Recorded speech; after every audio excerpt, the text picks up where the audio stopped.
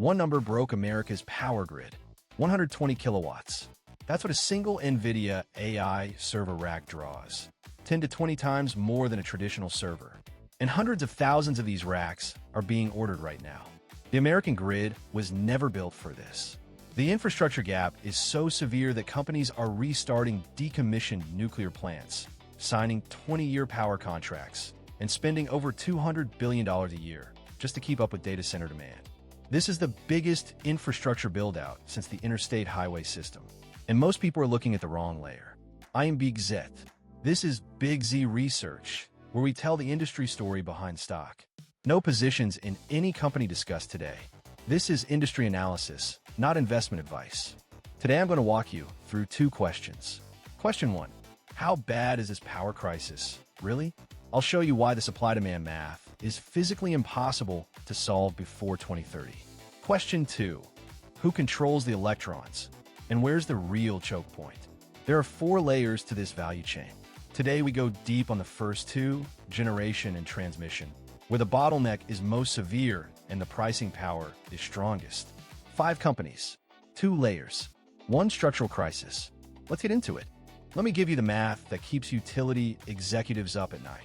In 2024, global data center capital expenditure hit $455 billion, a 51% jump in a single year.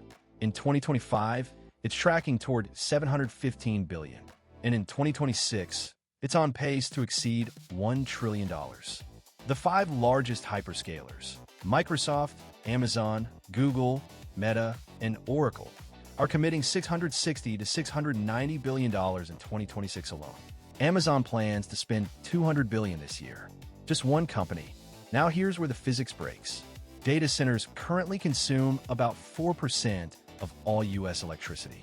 By 2030, EPRI, the Electric Power Research Institute, projects that number will reach 9 to 17%. Think about what that means. In 6 years, data centers could consume as much electricity as the entire U.S. residential sector.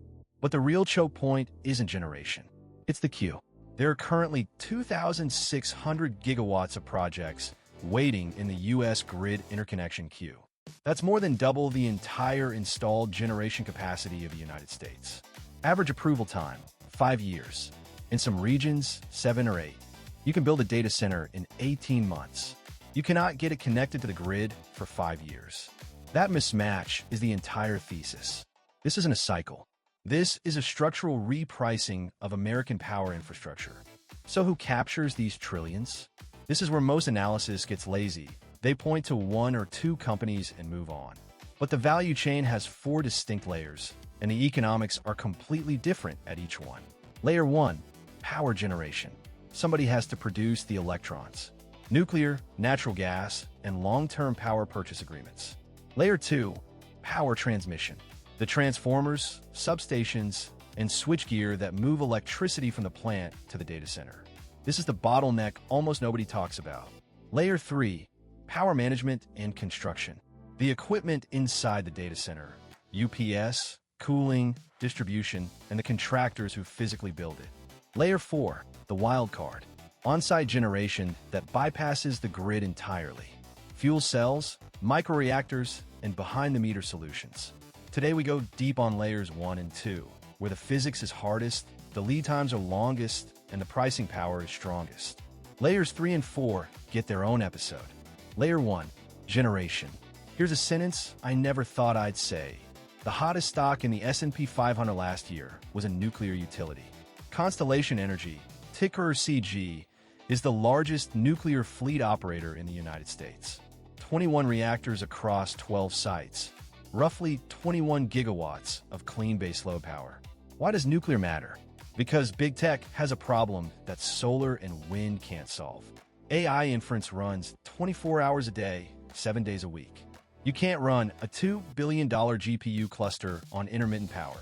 You need baseload, reliable, always-on electricity. In the United States, that means nuclear. Microsoft signed a 20-year power purchase agreement with Constellation to restart the 3 Mile Island reactor, a $1.6 billion project backed by a $1 billion DOE loan. Meta signed a 20-year PPA for 1,121 megawatts from the Clinton nuclear plant. These aren't pilot programs. These are the longest and largest corporate power agreements in American history.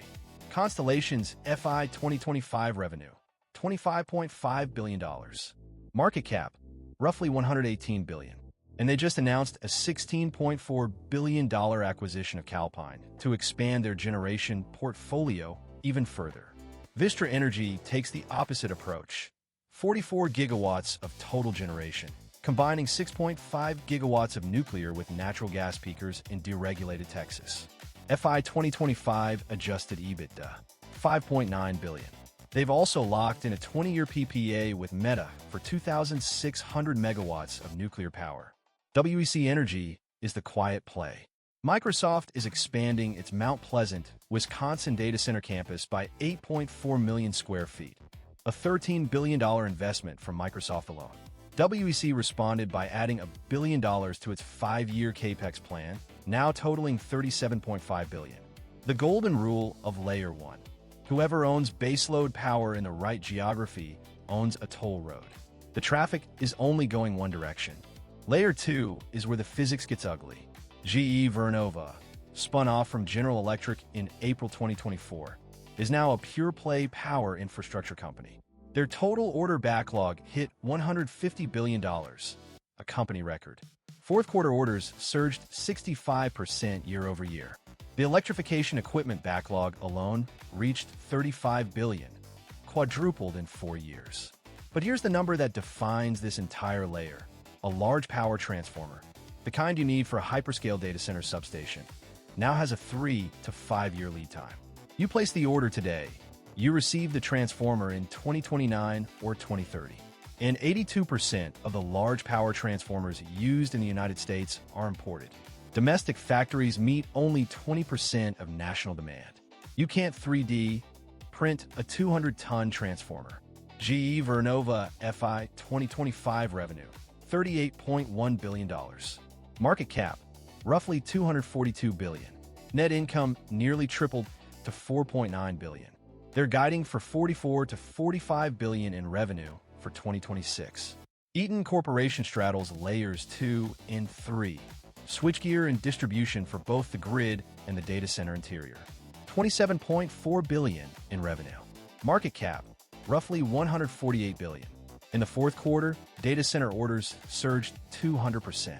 They're spinning off their mobility business to go all in on electrical infrastructure. The insight on Layer 2: this bottleneck doesn't get better quickly. Transformer factories take 3 to 5 years to build. GE Vernova is investing $200 million in a new facility in Vietnam. But until that capacity comes online, the companies already manufacturing are printing money on pricing power.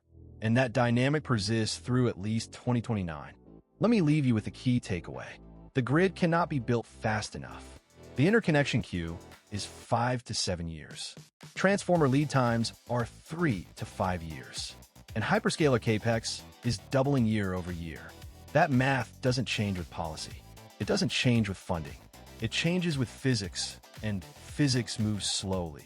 Constellation and GE Vernova are the backbone bets in this crisis. Constellation's nuclear contracts stretch to 2045. GE Vernova's backlog hit $150 billion and is still growing. These companies don't need the market to be right about AI. They just need the contracts they've already signed. Pause here if you want to study the table. I put all 5 companies from today's episode side by side on screen. But the story doesn't end at the grid. Here's a number to think about. Every dollar NVIDIA earns on GPU sales creates a derivative dollar for a company you may not have heard of, not on chips, but on cooling and power management. That's next episode. I'm Big Z. Subscribe if you want industry depth, not surface level takes. See you next week.